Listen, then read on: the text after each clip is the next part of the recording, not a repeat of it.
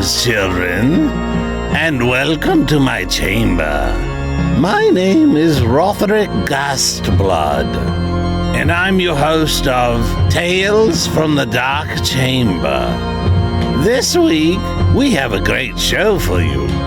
Tales to make your skin crawl. Each week, my chambermate and I read a scary tale that we found on the internet, or perhaps left under some corpse. Either way, we think you're going to like it, and we're just dying for you to hear it. So sit right back, light a candle, and let's have a ghoul evening.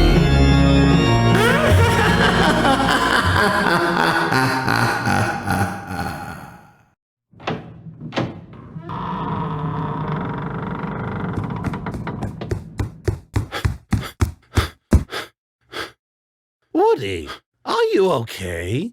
What's got you all out of breath? There's a beast out there. What? A beast? And I don't know anything about it? Rotherick, there's a huge black spider out there with long, hairy legs and huge fangs and... Now hold on there, Woody. Usually nothing spooks you, not even me. I know, but you see, I'm deathly afraid of spiders. Deathly? You know what I mean, Rotherick. I hope I do. So what's so scary about this little creature? Spiders are not one of my favorite creatures for sure. Oh, come on now. Let's go have a look.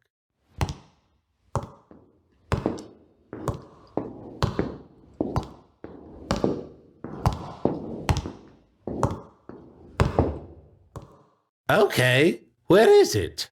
Over there, in the corner. You mean this little spider? Yeah, that behemoth. Woody, you ninny. It's a ½ inch long, and it's green, with a yellow stripe. It's monstrous. Oh, not at all. Quite harmless. You cute little you. Well, I'm not going to make it my pet for sure. Suit yourself.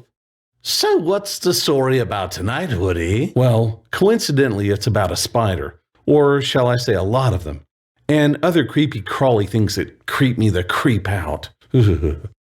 Our story tonight has a young girl, her brother, and what can only be considered as the last days of their lives.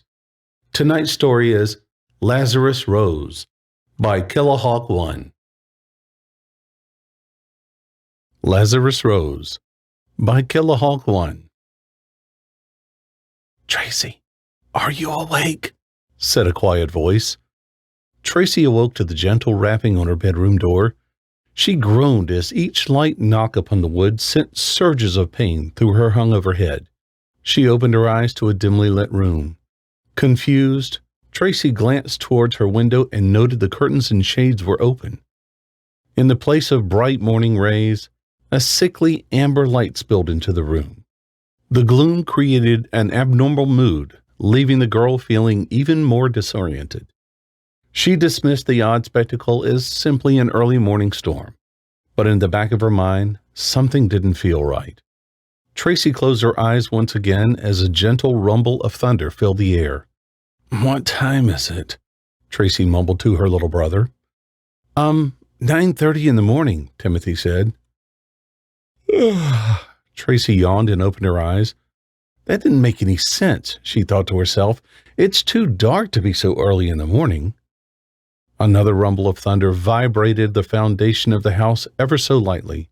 The dim, yellowish light was hazy, and the abnormally long shadows only added to the girl's disorientation. "Where's Mom and Dad?" she asked through the door. Timothy paused and answered, "I don't know. They said they were going for a walk, but that was a while ago." Tracy sat up in bed and tried to rub the sleep out of her eyes. "Ugh," she yawned again and glanced at her phone. She begrudgingly mouthed the words displayed on the screen. "No service." "Tracy?" Trying to keep the annoyance out of her voice, she answered, "What is it, Shrimp?" "It's Twinkies. He's not moving," Timmy cried. Twinkies? Tracy asked. Yeah, Twinkle Toes. He's on his back and he isn't moving, Timmy answered. With a shudder, recollection hit the girl hard upon remembering the owner of that childish and innocent name. The damn spider. Twinkles was an Ecuadorian purple-pink-toed tarantula, and the most hideous-looking thing that have ever crawled on 8 legs. Or so thought Tracy. She took a moment to collect her thoughts and carefully chose her words before answering her brother. She'd promised her parents while home from college she would try and get along with her younger sibling. You're his big sister. You need to be a role model to him. She could hear her parents' words ringing in her head with their all-too-familiar chastising tone. Tracy suppressed a cringe and said, Maybe he's asleep. No, Timmy whined. He's not sleeping. Something's wrong. Go look at him. Tracy swung her legs over the side of the bed and rubbed the back of her neck. She swallowed, noting the bad taste in her mouth and dry throat that came from a late night of drinking and partying with her dearly missed friends. Again, ensuring her tone was not one of irritation, she said, All right, kiddo, give me a second and I'll go look at him. As she slowly crawled out of bed, the low rumble of thunder gently vibrated the house once again. The unnatural milky yellow morning light had only added to the fog hovering over Tracy's head. In the darkness, she sighed after hearing the rapid tap-tap-tap of Timmy's footsteps head away in the direction of the home's living room. Soon, the familiar jingle of the game's console welcome screen rang out through the house as it powered up. Tracy stumbled out of her room and parked herself in front of the coffee maker and clumsily started brewing herself a morning cup. After a big yawn and a giant stretch, she looked out of the darkened window and shouted over her shoulder, Did Mom and Dad say where they were going for their walk? Nope, a voice called back. Tracy was unable to tear her gaze away from the window. The daylight seemed to be fading and the sickly yellow-colored light deepened. There was no wind and nothing moving outside. Except for the faint thunder rumbling from afar, it was deathly quiet. Confused and a little concerned, Tracy asked, Did they say how long they'd be gone? Over the electronic sounds of explosions and laser blasts, Timmy answered, Nope. Tracy grudgingly turned her attention towards the direction of Timmy's bedroom and sighed, remembering why she'd drug her hungover ass out of bed. That damn spider. Sipping on her hot and perfectly sweetened cup of extra strong coffee, Tracy rummaged through the drawer for an old pair of plastic tongs she knew once had been there. Finally, in the very back, her fingers found the utensil and clicked the 2 prongs together with a smile. It would do the job if it became necessary to pick up the carcass of a deceased arachnid monstrosity. Tracy's stomach slightly turned at the thought of being near that disgusting bug. He's not a bug, he's an arachnid. She heard her brother's voice in her head correcting her. Regardless of what they were called, Tracy still hated their bulbous bodies, hairy legs, and black eyes. All those pitch black eyes. Tracy slowly poked her head into Timmy's room. She peered through the darkness and slowly scanned the messy room. An involuntary shiver ran up her spine once her eyes fell upon the illuminated 10-gallon aquarium sitting on the far corner. Its incandescent light bulb housed in the hood emitted a low hum with a bright, artificial light. The girl cautiously stepped over the books and papers and toys scattered over the floor. Each step brought her closer and closer to the aquarium and its dreaded occupant. As Tracy grew near, it was the smell that stopped her in her tracks. It was pungent and immediately aggravated her already queasy stomach. Tracy stood over the spider's habitat, but stopped at the sound of rustling from under the bed in the opposite corner of Timmy's room. Tracy froze and held her breath at the sound of something large stirring within the shadows under the bed. Tracy knelt and slowly cranked her neck to get a peek under the messy bed. A streak of black fur shot out from under the bed, between her legs and out the door. The frightened girl fell hard on her ass and cursed, "James! God damn you, James!" She half laughed as she could hear the slender cat fly out of the small pet door in the kitchen and out into the backyard. Tracy picked herself up and the humor of the situation quickly faded as she returned her attention to the aquarium. She pressed her nose up against the glass and inspected its contents. Timmy had decorated the spider's home with a desert motif with brown gravel mixed with chipped wood for bedding, a small yellow sponge for hydration, and a fake cactus planted on the ground. In the center was a carcass of a dead tarantula spider. Tracy didn't know much about spider anatomy, but she knew enough to realize something was not right. Looking into the aquarium, she expected to see the dried-out husk of a dead spider. The carcass was on its back with each long, hairy leg curled in on itself. Instead of any hint of purple or pink hair, it was devoid of all color. The body was not dry, but moist with a clear sap-like liquid trickling from every joint and crevice. The spider was sickening to look at. The color of its dead body was milky white, speckled with chalky bits of gray matter. As Tracy looked at the creature, its dead eyes stared back at her, unblinking and unmoving. Shaking her head, she wondered how long it must have been sitting in this cage, dead and rotting. How long did it take for Timmy to notice his pet was dead and slowly decaying, only a few feet from where he slept? Slowly lifting the hood to the aquarium, the stench of rot quickly filled her nostrils, causing Tracy to gag. Once the sickness passed, she angrily thought to herself, half jokingly but mostly serious, "I will never forgive that little shit for making me do this." Taking out her tongs, she reached in and poked and probed the decrepit carcass. Sticky fluid stuck to the surface of the plastic, and Tracy made a face in disgust and squealed, "Gross!" She gave the tongs a couple of shakes to dislodge the gooey mass belonging to the deceased spider. She had little success. Below the dead spider, something stirred beneath the soil and gravel. Without warning, two large spiked legs shot out from underneath the bedding and took hold of the tongs. It painfully wrenched the tongs from Tracy's hand and caressed them in extremities tipped with sharp, translucent nails. In an instant, it sharply buried two large ebony fangs into the plastic, shattering the object. Tracy screamed in a mixture of horror, surprise, and pain. She backed away from the monster emerging from the soft bedding and tripped over a single shoe, causing her to lose her footing. She gazed up in paralyzing terror as the beast rose from its resurrection hole. Large bulbous orbs appeared from the soil and glared at the girl through eyes covered in an opaque film. Two short, spindly legs slowly caressed and palpitated its shiny black fangs. 8 long legs lifted a bluish-white body from beneath the bedding.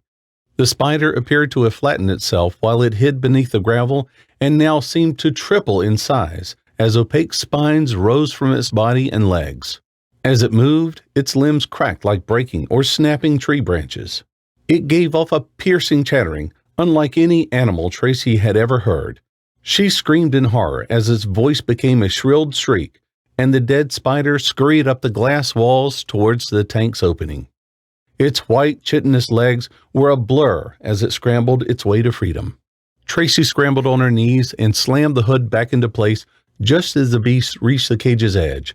The spider crashed into the barrier, and to Tracy's surprise, it displayed enough strength to slightly raise the top cover out of place.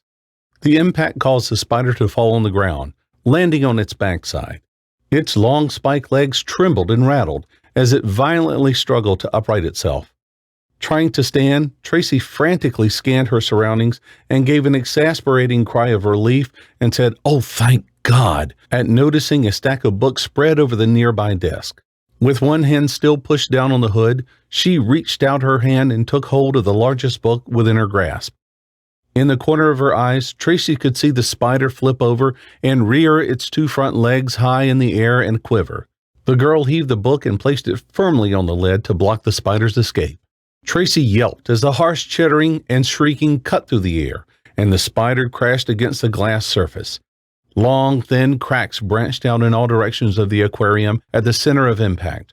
Still on her knees and wide-eyed, Tracy gazed upon the underside of the spider and watched in horror as its long white legs explored the smooth interior and its black fangs scraped and cut into the thick glass.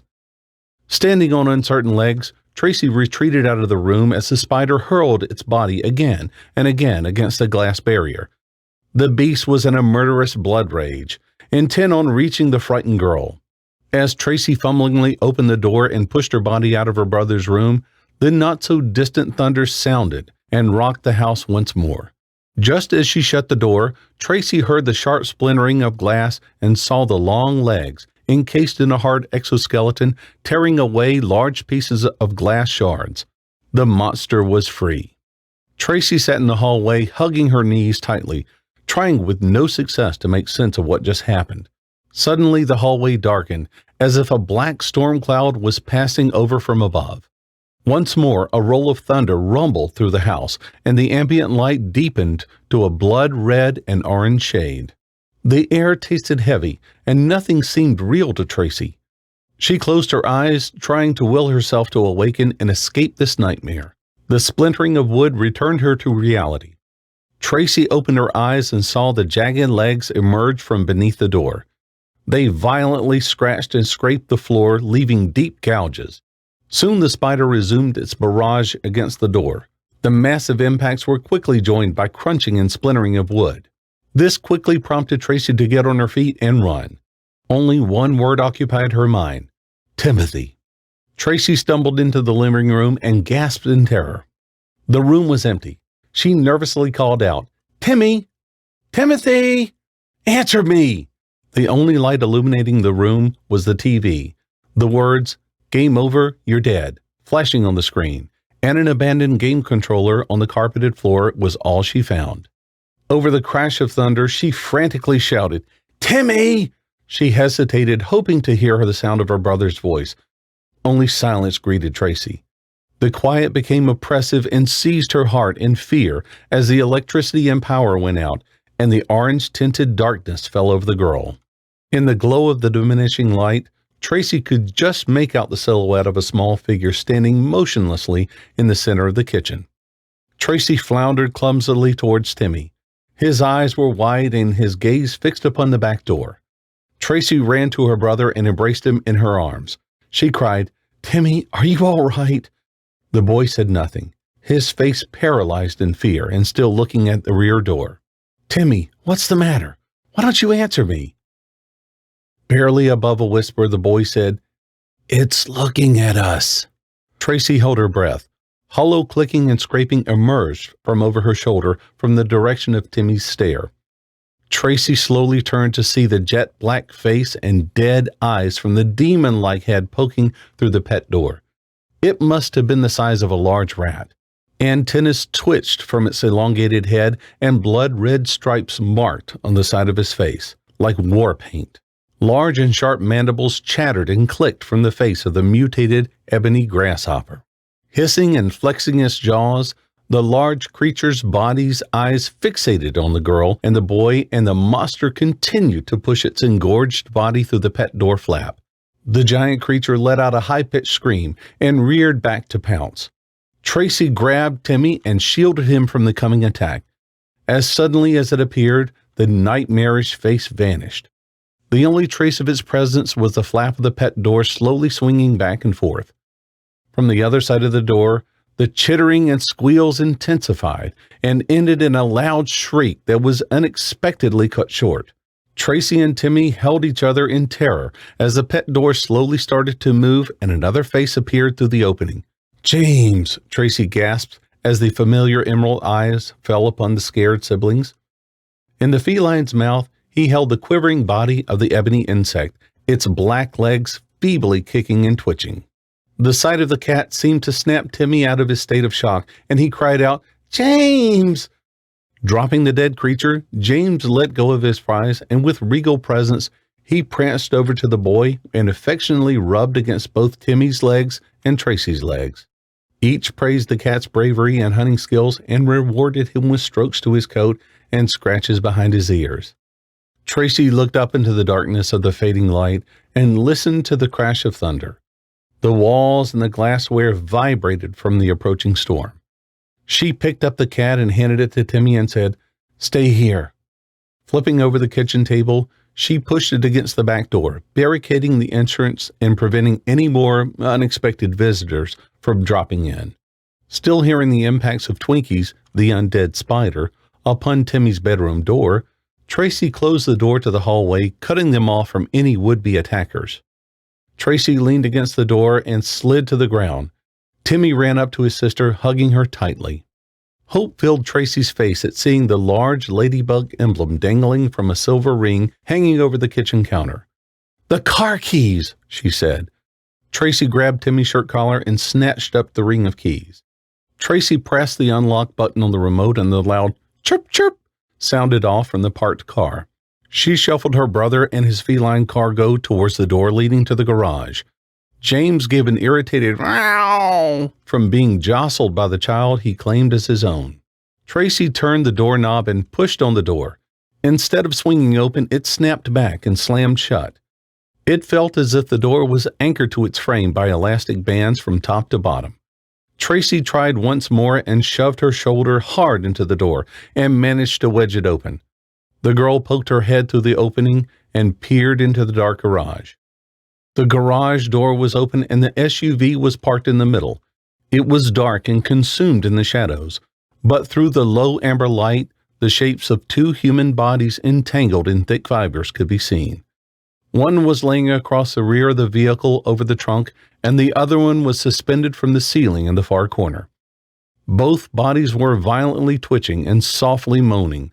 Holding in whispers, Tracy slowly closed the door, and as dozens of pairs of crimson eyes illuminated and glowed in the darkness.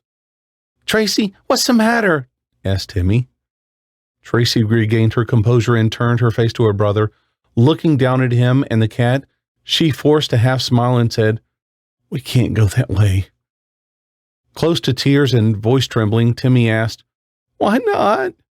Looking around in all directions, Tracy tried desperately to conceive her next move. She fought back tears and said to herself, "There'll be time to mourn later." Tracy stood quickly, remembering her purse she had absently thrown on the end of the table last night. She grabbed her brother's hand and led him towards the front of the house and said with determination and authority, "Because I said so." They swiftly passed through the home's long hallway. Intermittently, bang, bang, bang, crunch from the house's other occupant filled their ears. In the darkness, Tracy found her purse and smiled once her fingers touched the cold metal of the keys to her car parked out front. She looked down at her frightened brother and said, "Timmy, listen to me. Close your eyes. Whatever happens, don't let go of my hand and don't open your eyes. Do you understand me?" The boy nodded vigorously. Tracy closed her eyes, took in a deep breath, and said a quick prayer. She reached for the knob of the front door, but paused as the continuous thunder echoed on without stop. Under the rumbling, she could make out another sound. It was ominous and foreign to her ears, yet she knew exactly what it was. She understood now. In the fading blood-red light, she could now see. She let go of the doorknob and instead locked the deadbolt.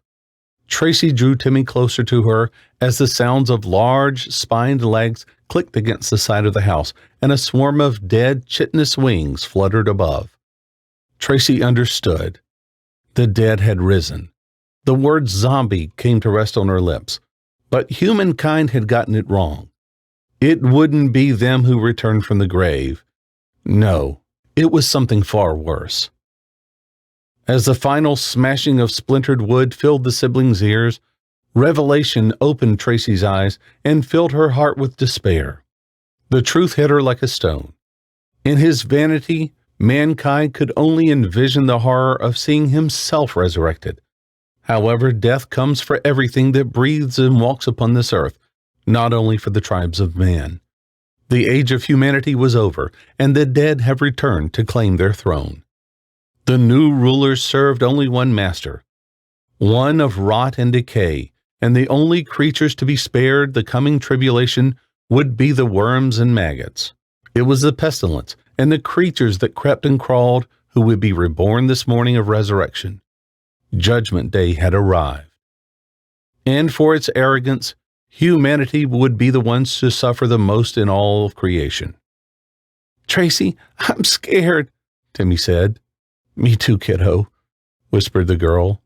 "Me too."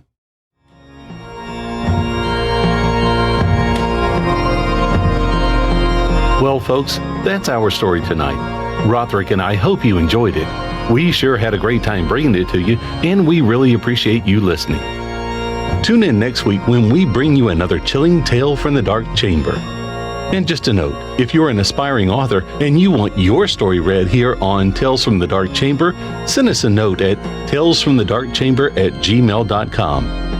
If it creeps old Rothrick out enough, we'll air it. And subscribe to our podcast for notification of our next new episode, or subscribe to our YouTube channel at Tales from the Dark Chamber and follow us on Instagram or Twitter. If you want your story read for your own use, or you just want to have it, check out my website at woodygvoiceover.net. You can order there, or you can find me on Upwork as Woody G. And again, thank you for listening tonight.